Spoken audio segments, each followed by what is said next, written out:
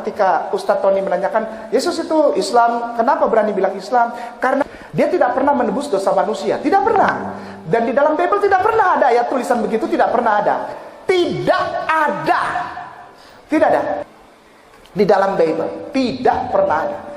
Ya, saudara, itu saya lihat video dari mualaf Agustinus Kainama yang mengklaim bahwa dia sebelum jadi mualaf dia adalah pendeta Kristen, lalu pendeta yang tamat sekolah teologi, lalu belajar di mana-mana. Pokoknya ya biasalah kalau mualaf cerita tentang masa lalu itu kan biasanya tinggi-tinggi semua. Soal benar atau tidaknya saya tidak urusan di situ, tapi dalam video dia yang sudah saya cuplikan itu dia memang mengatakan bahwa beberapa hal tidak pernah ada di dalam Bible. Nah, tadi yang sudah kita dengar itu kan dia mengatakan bahwa di dalam Alkitab atau dalam Bible itu tidak pernah ada dikatakan Yesus menebus dosa manusia, menebus manusia berdosa itu ya. Nah, kalau dia mengatakan tidak pernah ada dalam Bible, apa yang dia maksudkan dengan Bible? Biasanya kalau yang dimaksudkan dengan Bible itu kan seluruh Alkitab ya.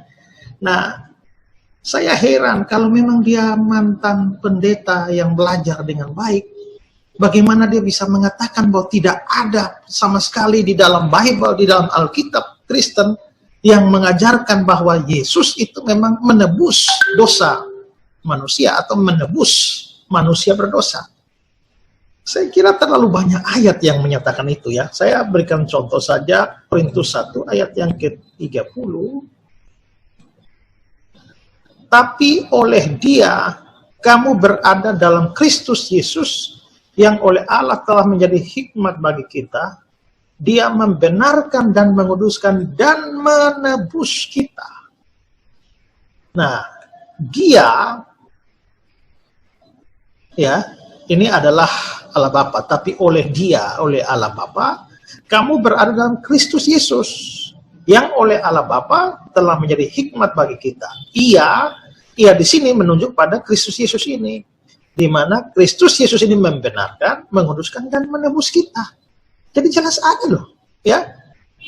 Selain itu ada juga di Galatia pasal yang ketiga ayat yang ke-13. Kristus Yesus telah menebus kita dari kutuk hukum Taurat. Jelas, eksplisit. Telah menebus kita. Lalu Galatia 4 ayat yang ke-5. Ia diutus, ini di siapa? Menunjuk pada siapa? Ya, ayat sebelumnya. Tapi setelah genap waktunya maka Allah mengutus anaknya, Tuhan Yesus, yang lahir dari seorang perempuan dan takluk kepada hukum Taurat. Ia ini bicara tentang anaknya Yesus.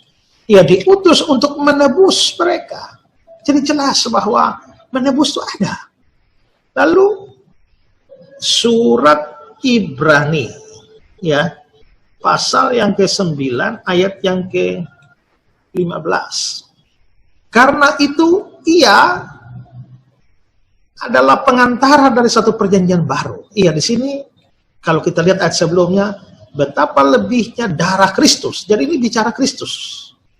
Maka ia itu menunjuk pada Kristus. Ia adalah pengantara dari satu perjanjian baru, supaya mereka yang terpanggil telah dapat menerima bagian yang kekal yang dijanjikan, sebab dia telah mati.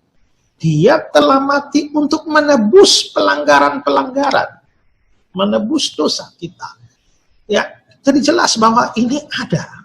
Ya, jadi kalau si mantan pendeta ini mengatakan bahwa tidak ada di dalam Bible, saya heran ya, maksudnya kalau betul pendeta ini masa nggak tahu ayat. Tapi ya dia kan tadi bilang di Bible ya, tapi kan otaknya mereka model seperti ini kan anti Paulus, lalu pasti akan bilang, oh itu ayat-ayat Paulus, Yesus sendiri tidak pernah mengatakan begitu. Itu kan otak-otak begitu kan sudah biasalah ya. Nah, tapi kalau dikatakan bahwa apakah Yesus tidak pernah bicara tentang penebusan? Nah, mari kita lihat ayatnya. Matius pasal yang ke-20 ayat yang ke-28. Ya. sama seperti anak manusia ini kan gelarnya Yesus. Sama seperti anak manusia datang bukan untuk dilayani, melainkan untuk melayani dan untuk memberikan nyawanya menjadi tebusan bagi banyak orang. Jadi Yesus datang itu untuk memberikan nyawanya menjadi tebusan bagi banyak orang. Nah, kalau begitu kita bisa lihat bahwa itu bukan kata-kata Paulus loh. Itu dalam kata-kata Yesus. Jadi gimana? Apakah benar di dalam Bible tidak ada? Pokoknya meyakinkan sekali. Nah, makanya saya heran kadang-kadang mualaf ini klaim diri orang hebat dalam Kristen, tapi terus terang saja minta maaf ya, tapi bodoh-bodoh lah ya. Mereka terlalu bodoh dalam iman Kristen, tapi yang anehnya di sana dianggap sebagai ahli itu lucu sekali. Lucunya tuh di sini. Ya. Jadi ya begitulah. Karena itulah jangan terlalu terpengaruh untuk orang-orang Kristen. Memang begitu, sudah bodoh-bodoh begitulah. Kita juga tidak perlu terpengaruh dengan itu, tapi ya kita tahu juga bahwa ada banyak orang Kristen yang terlalu lemah imannya sehingga perlu dikasih pencerahan model seperti ini. Ya, juga untuk saudara-saudara yang Islam ini ya, berhentilah mendengar ocehan-ocehan dan kebohongan-kebohongan dari para mualaf ini yang merasa diri hebat, lalu saudara juga ikut bangga, padahal bodoh, begitu ya. Jadi kalau memang mau belajar Islam lah, belajarlah dari memang guru-guru Islam yang memang baguslah, memang hebat ngajar Islam, daripada para mualaf yang hanya bisa jual agama lamanya, itu pun dengan disertai dengan kebohongan, pembodohan dan lain sebagainya. Yang model-model begini ini kayak nama ini seperti itu. Mungkin ada saudara kita Kristen di lingkungan ini, saya mohon maaf, tapi silahkan buka Bible Anda, karena sampai detik ini masih ditranslate, masih diterjemahkan. Alhamdulillah masih ada yang mau terjemahkan, dan ayat itu belum dibuang. Ayat itu belum dibuang, insya Allah. Jadi kalau antum semua saudaraku yang sangat aku sayangi dan aku hormati, ada di lingkungan ini yang Kristen, bawa Bible, buka. Ya, lihat. Matius pasal 7 ayat 21. Matius pasal 7 ayat 21 sampai 23. Tapi intinya ada di ayat 21. Matius pasal 7 ayat 21. Bunyinya begini. Bukan orang yang berseru kepadaku Tuhan, Tuhan akan masuk kerajaan sorga. Artinya adalah, kalau ini kata Yesus, saya garis bawahi, ini kata Yesus, kalau kau panggil aku Tuhan, kau tidak masuk sorga. Kalau kita meninggal, roh kita keluar dari tubuh, roh kita tidak diterima masuk sorga. Roh kita masuk mana? Tolong dijawab. Sepakat. Karena di sana cuma ada 2 tempat. Tidak ada tempat ketiga. Jadi Yesus bilang, kalau kau panggil aku Tuhan, maaf, kau tidak masuk sorga. Artinya, jadi Yesus bilang, kalau kau berseru kepadaku, Tuhan Yesus, engkau masuk neraka. Saya tidak mau masuk neraka. Saya berhenti panggil dia Tuhan. Tapi orang Kristen kalau dibilang gini marah. Padahal saya bilang begini bukan menghina. Saya sayang sama mereka. Karena setiap hari Sabtu dan Minggu atau hari Rabu mereka bawa Bible-nya, tapi mereka nggak pernah tahu bahwa Yesusnya melarang mereka memanggil Yesusnya Tuhan. Tapi orang Kristen kalau dibilang gini marah.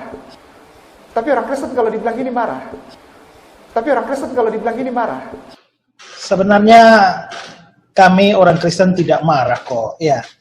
Cuma kami lucu saja, ya, dan juga prihatin. Lucu dan prihatin karena ada ya mantan pendeta sebodoh ini, ya. Itu sebenarnya perasaan kami, perasaan lucu, heran, ya, prihatin. Sekali lagi, itulah perasaan kami, karena kalau ada mantan pendeta yang katanya sekolah tinggi, lalu cara menafsirnya seperti itu menyedihkan, sekaligus memalukan, ya. Jadi dikatakan bahwa kami bawa-bawa Bible, tapi tidak pernah tahu bahwa Yesus melarang. Bukan begitu, Om, ya. Kami tahu ada ayat seperti itu, tapi bagaimana memahami ayat itu secara benar, itu yang harus dipahami, ya. Bukan seperti model pemahaman Anda yang kacau balau, ngawur seperti itu, ya.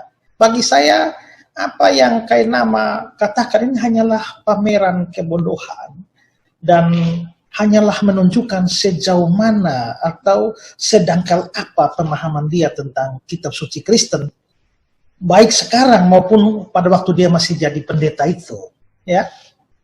Nah, memang ini ayat-ayat favorit. Ya, mungkin gara-gara para mualaf ini lalu akhirnya diambil juga oleh orang Islam yang lain untuk mengatakan bahwa Yesus melarang orang Kristen menyebut dia Tuhan, dan kalau menyebut dia Tuhan itu akan masuk neraka. Ini terus terang, aduh, ini penafsiran anak-anak, anak TK ini ya. Nah, sekarang saya mau menunjukkan bahwa apakah ini penafsiran model seperti Kainama, ini penafsiran yang benar, ya. Nah, sekarang kita melihat ayatnya saja ya.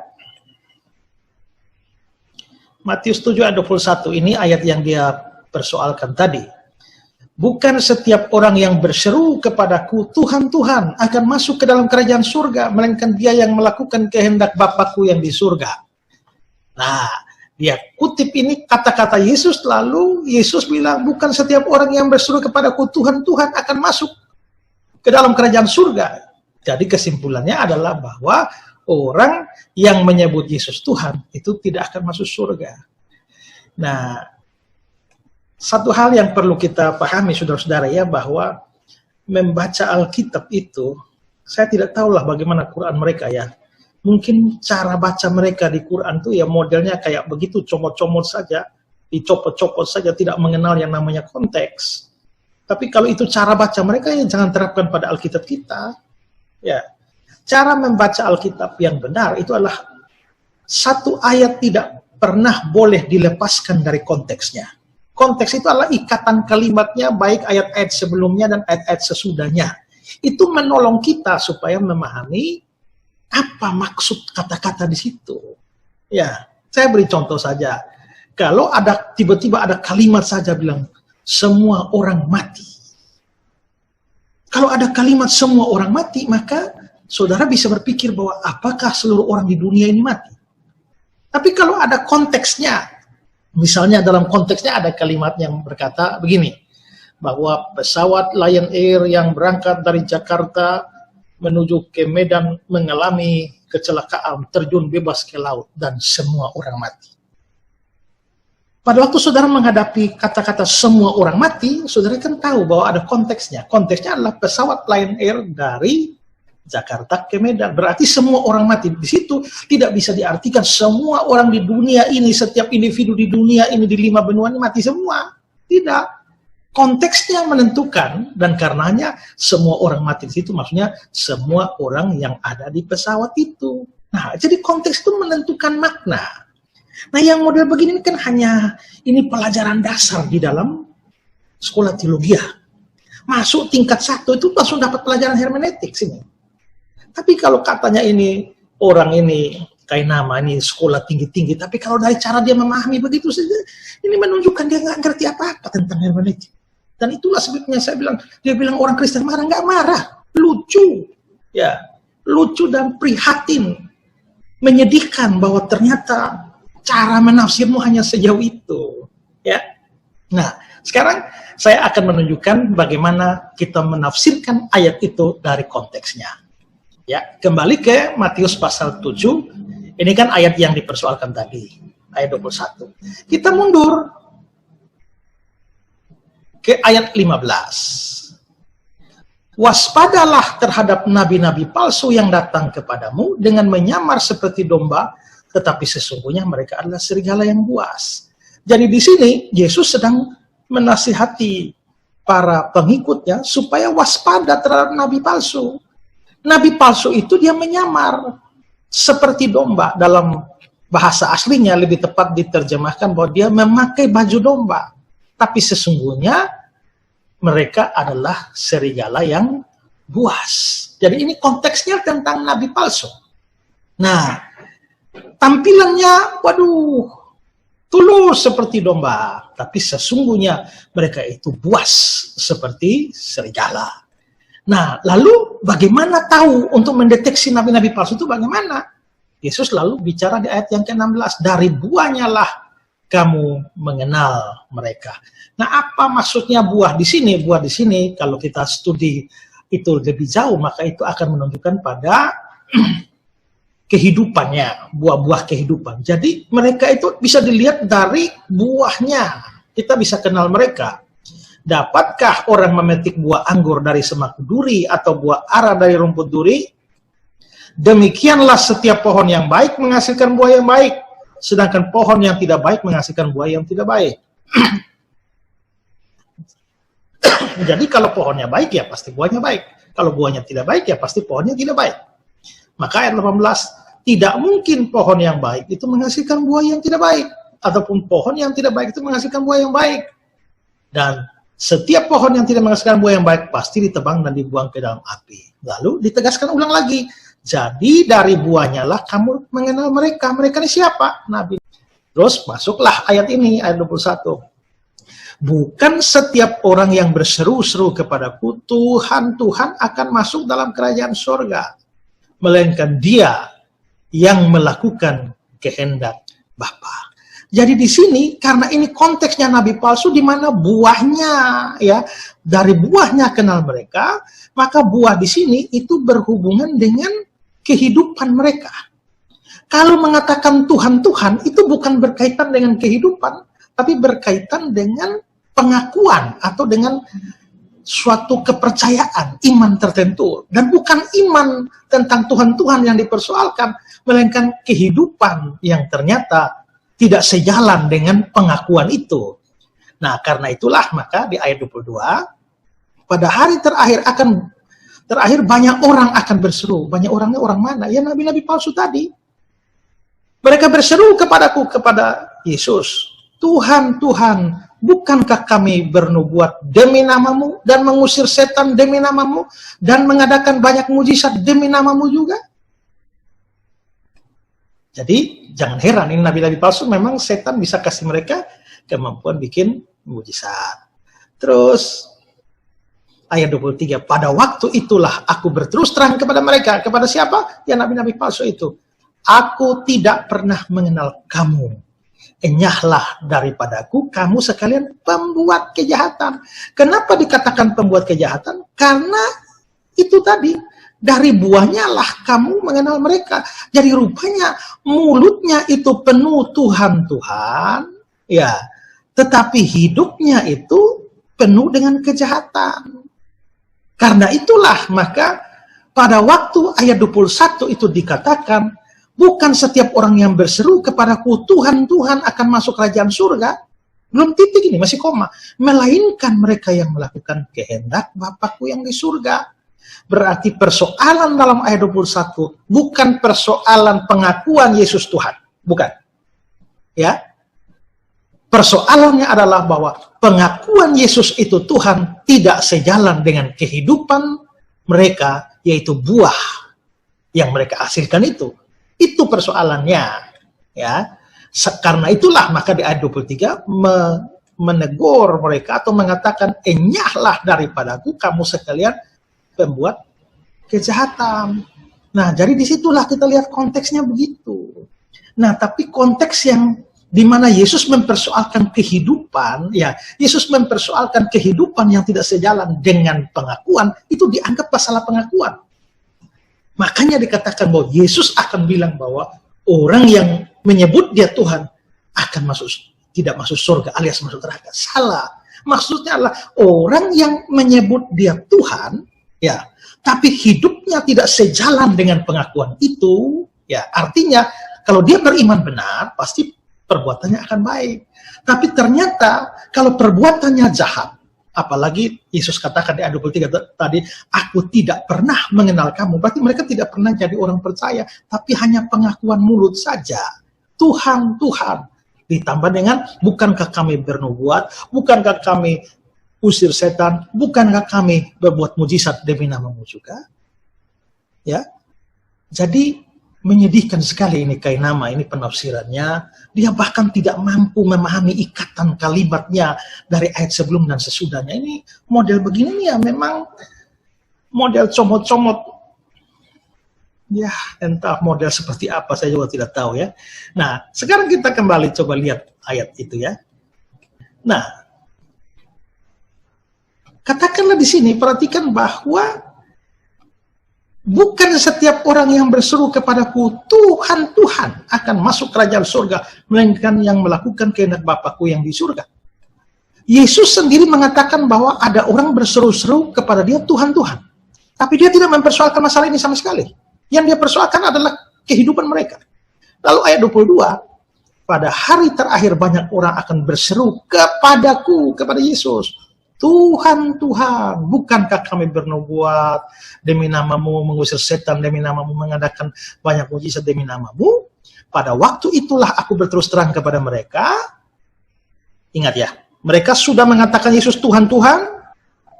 Yesus akan berterus terang kepada mereka. Kalau Yesus tidak mengakui dirinya Tuhan, maka dia akan berterus terang kepada mereka bahwa mereka salah mengatakan dia Tuhan. Tapi bukan itu yang Yesus persoalkan. Ya, aku akan berterus terang kepada mereka, aku tidak pernah mengenal kamu, ialah kamu pembuat kejahatan. Jadi ini yang dipersoalkan oleh Yesus. Pembuat kejahatannya ini yang dipersoalkan oleh Yesus, bukan pengakuan bahwa Yesus itu Tuhan. Aduh, ini saya kadang-kadang, itulah.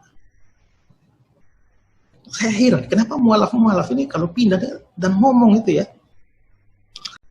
Saya heran, kenapa mualaf-mualaf ini kalau pindah dan ngomong itu ya. Rasanya kok bodoh-bodoh ya. Ya. Sehingga memang kita harus bersyukur saudara-saudaranya bahwa mereka pindah. Makin kurang orang bodoh dalam kekristenan ini ya. Apalagi kalau bilang pendeta. Ya. Bayangkan kalau pendeta sebodoh ini, betapa memalukannya kekristenan, betapa memalukannya gereja kalau punya pendeta bodoh seperti itu. Jadi ya syukurlah mereka pergi ya, ngumpul aja di sana sudahlah. Ya. Nah, satu hal lagi yang mau saya tambahkan. Dari ayat yang ke-21, bukan setiap orang yang berseru kepadaku Tuhan, Tuhan akan masuk ke dalam surga, melainkan dia yang melakukan kehendak Bapa-Ku yang di surga. Nah, pertanyaannya adalah, apa itu kehendak Bapa yang di surga? Kehendak Bapa yang di surga sini itu bisa berarti merujuk pada perbuatan baik. Sesuai konteks ini, dari buahnya lah kamu mengenal mereka. Ya, dari perbuatan mereka. Jadi kehendak Bapa adalah supaya orang-orang percaya yang mengaku Yesus Tuhan itu mau berbuat baik. Itu bisa begitu. Tapi juga memungkinkan ada pengertian yang lain, yaitu Yohanes pasal 6 ya. Ingat ini, perhatikan baik-baik dulu. Dia yang melakukan kehendak Bapa di surga, itu yang akan masuk ke dalam kerajaan surga. Nah, kehendak Bapa yang di surga itu apa? Kita lihat Yohanes pasal 6. Yohanes pasal 6 ayat 28 ya. Lalu kata mereka kepadanya, apakah yang harus kami perbuat supaya kami mengerjakan pekerjaan yang dikehendaki Allah? Perhatikan ya. Tadi Matius pasal 7 ayat 21, orang yang melakukan kehendak Bapa di surga, dia akan masuk kerajaan surga. Terus kehendak Bapa di surga itu yang mana? Yohanes 6 ayat yang ke-28. Apakah yang harus kami perbuat supaya kami mengerjakan pekerjaan yang dikehendaki Allah? Lalu apa jawab Yesus? Ayat 29. Jawab Yesus kepada mereka, inilah pekerjaan yang dikehendaki Allah, yaitu hendaklah kamu percaya kepada Dia yang telah diutus Allah. Jadi kehendak Bapa itu adalah orang percaya kepada Yesus. Jangan persoalkan bahwa di sini Yesus itu diutus. Memang Yesus sedang diutus. Karena itu Allah di sini itu adalah Allah Bapa, untuk membedakan Allah Bapa dan Yesus yang diutus. Jangan dibilang, yang diutus pasti bukan Allah. Lah, kalau saya mengutus Kainama ini pergi ke Israel, saya manusia, Kainama itu manusia. Wah, apakah waktu saya utus dia ke sana dia berhenti jadi manusia? Kan tidak. Hakikatnya ya manusia, walaupun saya mengutus manusia, dia yang diutus juga manusia. Hakikat tidak berubah hanya karena jabatan. Karena itulah maka adalah aneh kalau orang juga mempersoalkan bahwa karena Yesus diutus, maka dia pasti bukan Allah. Tidak, dia diutus tapi dia Allah. Di sini hanya membedakan dia dengan Allah Bapa. Jadi kehendak dari Allah itu adalah supaya orang percaya kepada Yesus. Terus ayat 40 ya.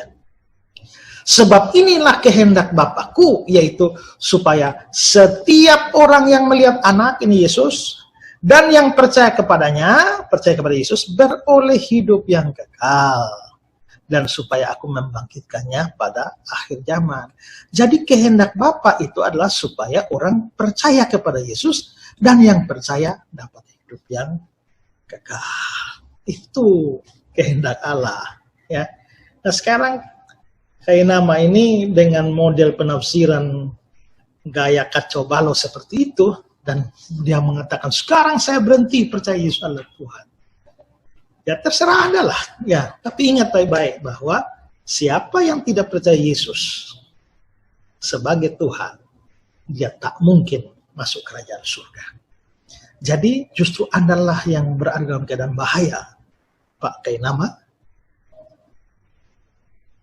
Satu hari nanti Anda akan melihat. Ya, saya kira satu hari nanti Anda pasti akan mengakui seperti kata Paulus ya. Filipi pasal 2. Supaya dalam nama Yesus bertekuk lutut segala yang ada di langit dan yang ada di atas bumi dan yang ada di bawah bumi, dan segala lidah mengaku Yesus Kristus adalah Tuhan bagi kemuliaan Allah Bapa. Perhatikan, segala lidah mengaku Yesus Kristus adalah Tuhan. Kalau segala lidah akan mengaku Yesus Kristus adalah Tuhan, itu termasuk lidahmu, hai Kainama. Satu hari nanti lidahmu akan mengaku. Tapi waktu kamu mengaku sudah terlambat. Karena itu adalah hari kedatangannya untuk menghakimi dan membalaskan setiap orang yang telah menolak dia, tidak percaya kepada dia sebagai juru selamat dan juga Tuhan. Jadi kalau belum, jangan sampai saudara terlambat. Kalau memang ada kesempatan untuk mengaku, mengakulah sebelum kamu harus dipaksa untuk mengaku. Ya, oke, itu saja penjelasan saya. Dan untuk teman-teman Kristen, ini mari lihat ya bahwa ini penting bagi kita untuk belajar Alkitab dengan baik, dan satu ayat tidak boleh dicopot dari konteksnya, karena kita tahu bahwa aliran-aliran sesat, bidat-bidat, ya, model kayak para mualaf, model begini, itu kan cara-cara mereka itu adalah mencomot-comot ayat saja terlepas dari konteks. Ya, jadi karena itulah kita juga perlu belajar Alkitab dengan baik, menafsirkan secara benar supaya tidak gampang goyang, dan juga bisa memberikan jawaban untuk jenis-jenis seperti Kainama ini